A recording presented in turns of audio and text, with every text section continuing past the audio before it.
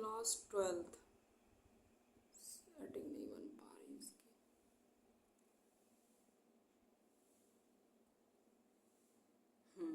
अब सही है। चलो, तो कहाँ पे थे? देखो, मैंने आज न्यू चैप्टर पढ़ने के लिए बोला था, है, और बोला था कि आप लोग हम तो स्टार्ट करेंगे, आप लोग पढ़ के आएंगे न्यू चैप्टर। तो न्यू चैप्टर अपना कौन सा है? देखो, ये जो चैप्टर है 4, 5, 6 तक, ये चुंबक के ऊपर डिपेंड है सारे, चुंबक के ऊपर, ठीक है।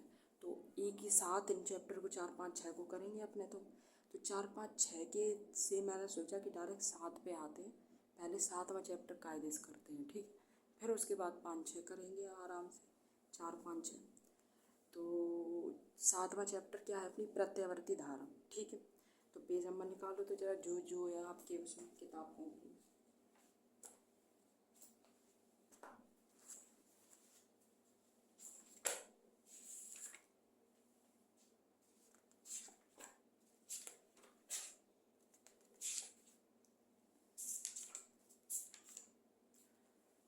ठीक है, तो प्रत्यावर्ती धारा चैप्टर का नाम है। तो प्रत्यावर्ती धारा लिखने से पहले जरा हेडिंग डालेंगे। हाँ, चैप्टर का नाम डालो सबसे पहले, तो वो मेन ज़रूरी है। और सबसे पहली हेडिंग डालो प्रत्यावर्ती धारा। सबसे पहले समझते हैं प्रत्यावर्ती धारा होती क्या है।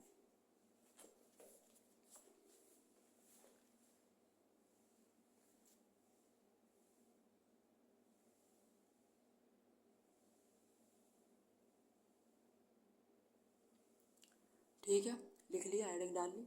लिखो, प्रत्यावर्ती वोल्टता के प्रत्यावर्ती वोल्टता के कारण कुंडली से जुड़ी परपथ, प्रत्यावर्ती वोल्टता के कारण कुंडली से जुड़े परिपथ, कुंडली से जुड़े परिपथ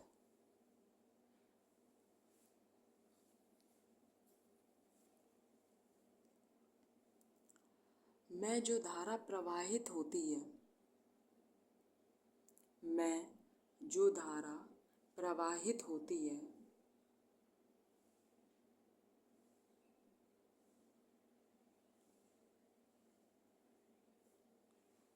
में जो धारा प्रवाहित होती है,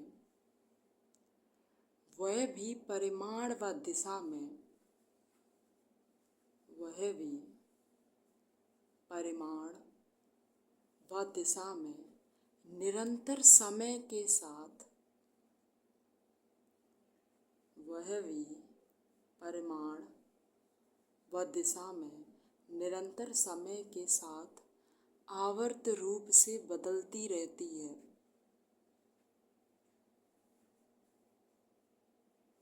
आवर्त रूप से बदलती रहती है।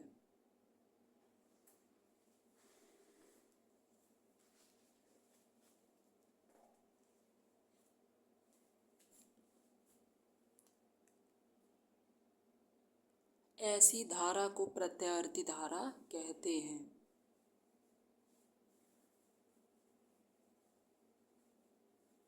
ऐसी धारा को प्रत्यावर्ती धारा कहते हैं।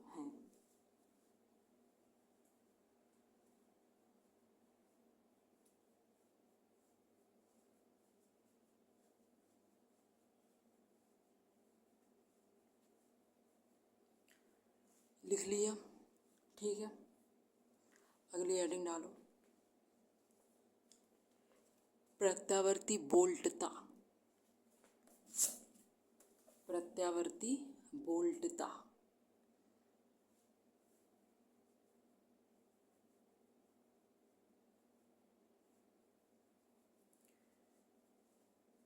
ऐसी वोल्टता, ऐसी वोल्टता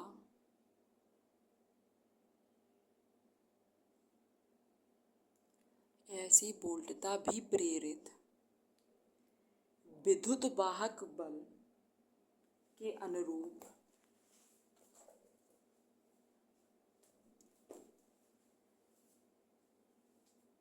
ऐसी बोल्डता भी प्रेरित विद्युत वाहक बल के अनुरूप परिमाण व दिशा में समय के साथ परिमाण व दिशा में समय के साथ आवर्त रूप से बदलती रहती है।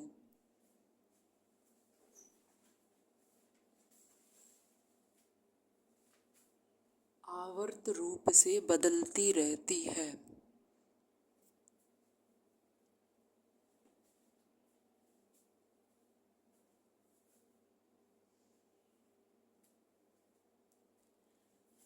ऐसी बोल्टता ही प्रत्यावर्ती बोल्टता कहलाती है। आवर्त रूप से बदलती रहती है, ऐसी बोल्टता ही प्रत्यावर्ती बोल्टता कहलाती है।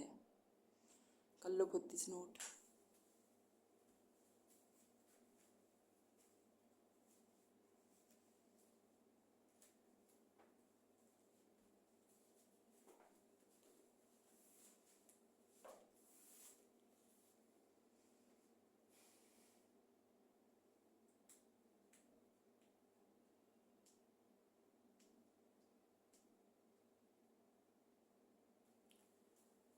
देखो, दो तरीके के अपने घर में करंट आते हैं, ठीक। एक तो अल्टरनेटिंग करंट होता है जिसे एसी बोलते हैं, और एक डायरेक्ट करंट होता है जिसे डीसी बोलते हैं, ठीक है। बात को समझें, एसी और डीसी। जो करंट आ रहा है आपके बोर्ड तक, बात को ध्यान से समझना, जो करंट आ रहा है आपके बोर्ड तक, वो जो बोर्ड है आपका, जो घर में मेन बोर्ड या फिर जो बोर्ड आप में चार्जर लगाते हैं, कुछ भी लगाते हैं, प्रेस वगैरह, तो जो करंट वो बोर्ड तक आ रहा है और उसके बाद आपने बोर्ड में लगा दिया चार्जर, और जो करंट आपके चार्जर से लेके फ़ोन में ट्रांसफ़र हो, बात समझ रहे हो। जो करंट डायरेक्ट जहाँ से करंट आ रहा है आपके बोर्ड तक, और बोर्ड से जो करंट आपके फ़ोन में जा रहा है या प्रेस के अंदर जा रहा है, वो दोनों करंट अलग अलग है। एक एसी है तो एक डीसी है। बात आई समझ। जो चार्जर रहता है ना, जो चार्जर का ऊपर वाला पार्ट रहता है, तो वो चार्जर का ऊपर वाला पार्ट का काम ही यही होता है कि करंट को चेंज करना। बात समझ रहे हो।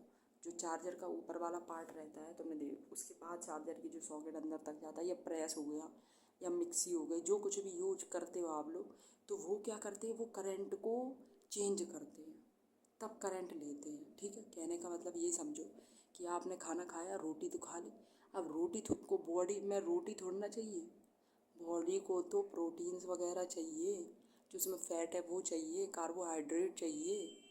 बात समझ रहे हो। तो सेम कंडीशन यही है कि आपको जो चार्जर है उसको वो करंट नहीं चाहिए जो बोर्ड से वहाँ से डायरेक्ट करंट आ रहा है, आपके चार्जर वो सॉरी फ़ोन को वो वाला करंट चाहिए जो आपका चार्जर उसे दे रहा है। बात कायदे समझे, ठीक है। तो जो करंट, अब तो समझ गए, अब क्या ही और समझाएं आपको। तो एसी करंट यही रहता है। अब समझो आगे कि जैसे मान लो एसी करंट आ रहा है, अल्टरनेटिव करंट, प्रत्यावर्ती धारा आपके पास आ रही है, ठीक है। तो आने के बाद क्या हुआ, आने के बाद आपने क्या किया, उसमें एक प्रतिरोध लगा दिया। प्रतिरोध को हम बता चुके हैं, फिर से नहीं बताएंगे कि मैम क्या प्रतिरोध होता है या क्या। प्रतिरोध आपने लगा दिया उस करंट में, तो जब वो करंट में आपने प्रतिरोध लगाया तो उसके बाद क्या होगा वो समझेंगे। डालो अगली हेडिंग। प्रतिरोधक पर प्रयुक्त एसी वोल्टता। प्रतिरोधक पर प्रयुक्त एसी वोल्टता।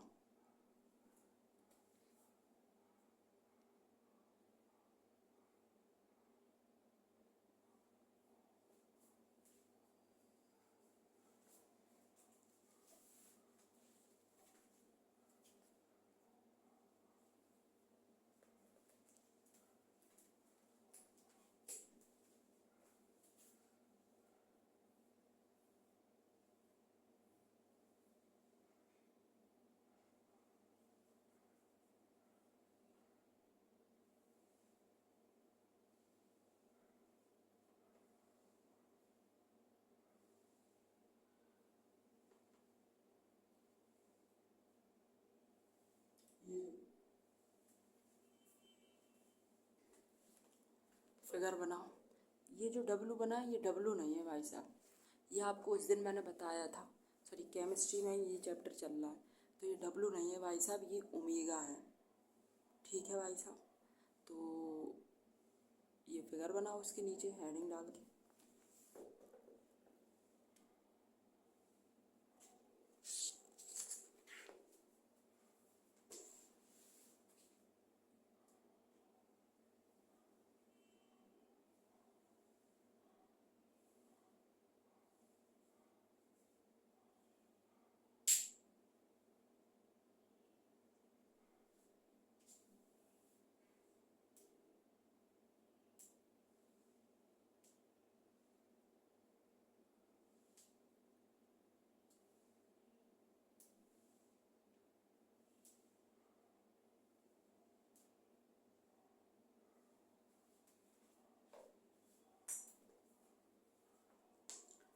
ठीक है, अब उसके नीचे लिखो,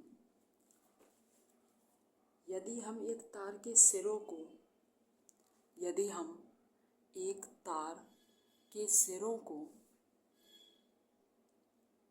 जिसका प्रतिरोध R है, जिसका प्रतिरोध R है, दोबारा बोलें, यदि हम तार के सिरों को जिसका प्रतिरोध R है किसी प्रत्यावर्ती धारा स्रोत से जोड़ दें, किसी प्रत्यावर्ती धारा स्रोत से जोड़ दें,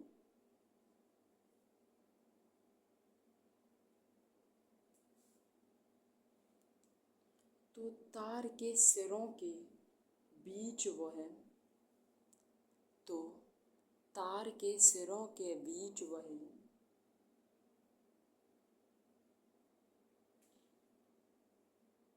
तो तार के सिरों के बीच वही वोल्टेज स्थापित हो जाता है, जो कि वही वोल्टेज स्थापित हो जाता है जो कि स्रोत का तथा तार में, जो कि स्रोत का स्रोत का है तथा तार में प्रत्यावर्ती धारा प्रवाहित होने लगती है।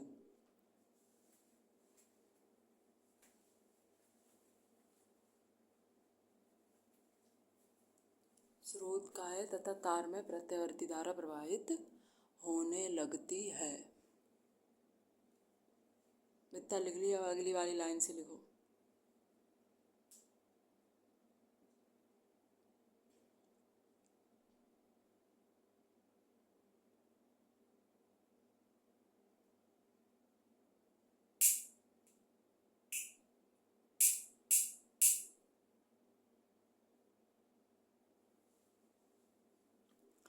इसके नीचे लिखो, देखो कुछ लिखना नहीं है, आप डायरेक्ट बता दे रहे हो। जो प्रत्यावर्ती वोल्टेज है वो उसको V से डिनोट करते हैं, ठीक है। प्रत्यावर्ती वोल्टेज को V से डिनोट करते हैं, जिसका फॉर्मूला मैंने वो देखो आपके बोर्ड पे सबसे ऊपर लिख रखा है, V बराबर V not sine omega T. इतनी बात में किसी को कोई दिक्कत नहीं होगी, होगी नहीं होगी।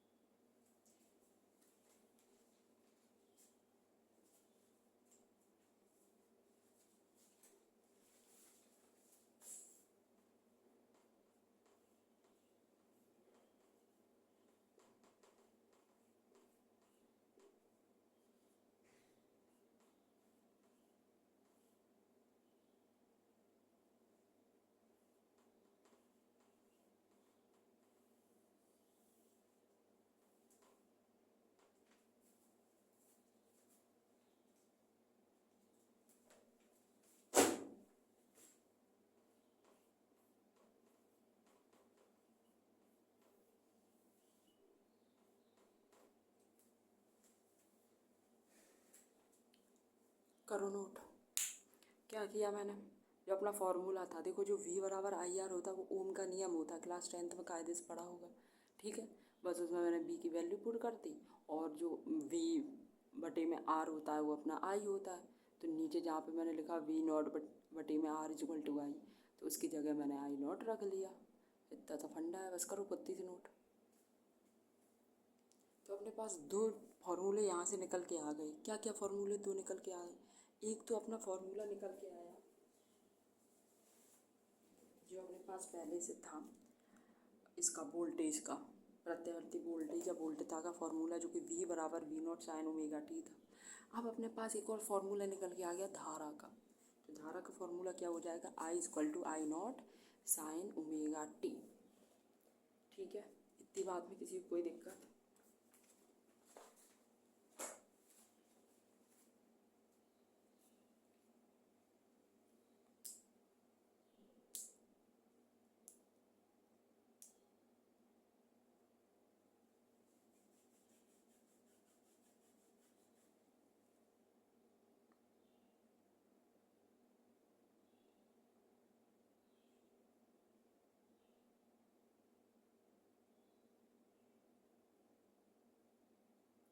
करो नोट। हो गया, अगली एडिंग डालो। किसी कुंडली को चुंबकीय क्षेत्र में, किसी कुंडली को चुंबकीय क्षेत्र में